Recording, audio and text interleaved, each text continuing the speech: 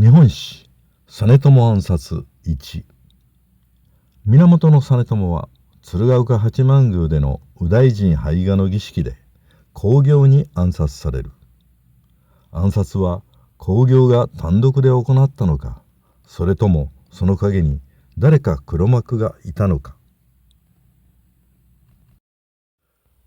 時間の経過とともに事件を追いながらその真相を2回にわたって詳しく見ていこう。源実朝は事件の前年の1218年建保6年12月2日、右大臣に補任される。京都の後鳥羽上皇からは拝賀の儀式に用いられる装束や牛車、調度などが鎌倉へ届いた。そして拝賀の儀式は翌年の1月27日、鶴岡八幡宮で行われることが決定する。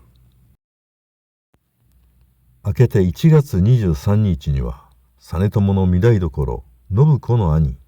坊門信清が鎌倉へ到着。実朝と大倉御所で面会している。実朝は義兄の信清のため酒宴を催し、さらに馬を献上している。拝賀当日の打ち合わせで大江広元は、源頼朝が東大寺供養の時、装束の下に腹巻きを着用した先例に倣い、用心するよう実朝に進言する。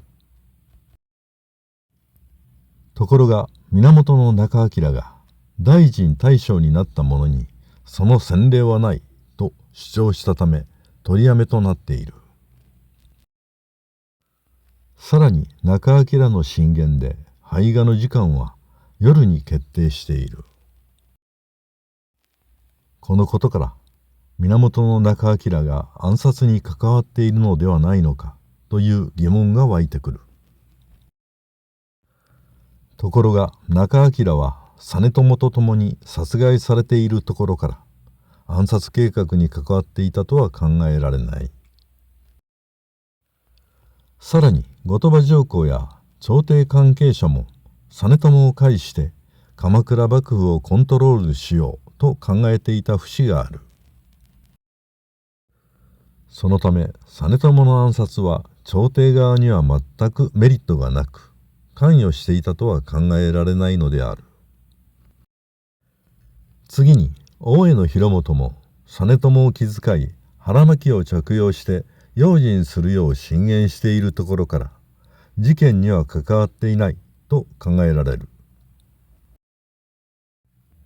1219年承久元年正月27日、運命の拝賀の当日である。鶴岡八幡宮の境内には夜になると雪が2尺、約60センチも降り積もっていた。実朝は午後8時ごろ、御所を出て鶴岡八幡宮に向かっている。行列には坊門信清の子忠清をはじめ、京都から下ってきた5人の公卿が従っていた。そして鎌倉の御家人たち約1000騎が随行していたが、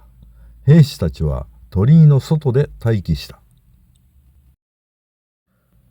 この時随行していた北条義時は急に気分が悪くなって眉間を源仲章に預けて帰宅したと吾妻鏡には記述されている。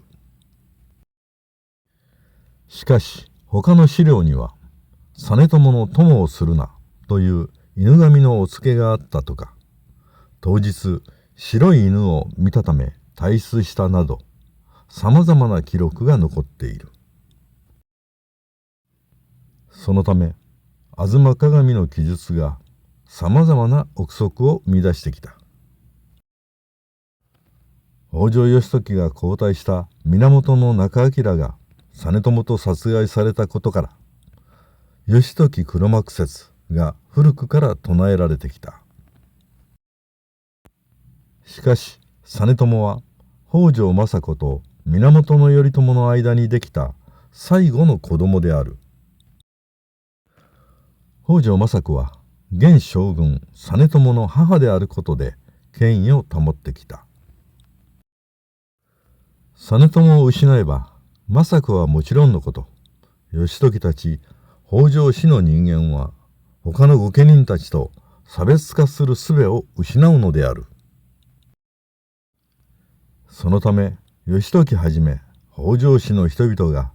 実朝を暗殺してもメリットはない。したがって北条義時が実朝暗殺に関与していたとは考えにくいのである。夜遅くなって実朝が退出しようとしたとき、公暁が襲いかかって殺害している。公暁は実朝の首を高く掲げて親の敵を討ち取ったと宣言している。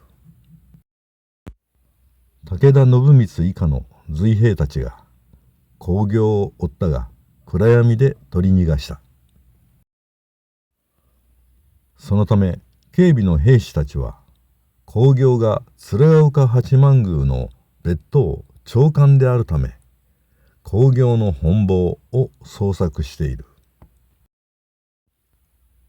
この時公暁の門弟たちが防戦したがやがて敗れ、御家人たちは本坊を捜索したが公暁は見当たらなかった。事件当時公暁は鶴岡八幡宮の別当という立場にあったのである。そのため公暁の命令によって幾人かの門弟たちが実朝暗殺に何らかの形で協力したことは間違いない。御家人たちが捜索している時、公暁はすでに北谷の備中あじゃり邸に逃げ込んでいた。そして公暁は乳母の三浦義村に次期将軍になるべきは私である。至急相談したいと使者を送っている。公暁から知らせを受けた義村はすぐに義時に報告している。そして義時は義村に公暁の暗殺を指示するのである。作家の永井美智子氏は著書「円環」の中で三浦義村が公暁と謀って実朝と北条義時を同時に暗殺して幕府乗っ取りを計画する。しかし義時に逃げられたために計画を断念して公暁を口封じのために殺害したとしている。そのため最近まで北条義時とともに三浦義村の黒幕説もかなり支持されてきた。だがこの時すでに政子と後鳥羽上皇の間では王女次期将軍にとの密約が結ばれていた。三浦義村が危険を冒して公暁を担いで将軍にしようとしても人々が納得するだろうか。賢明な義村がそんな危険を冒すとは考えにくいのである。そして近年公暁の単独犯説が支持されるようになってきている。しかも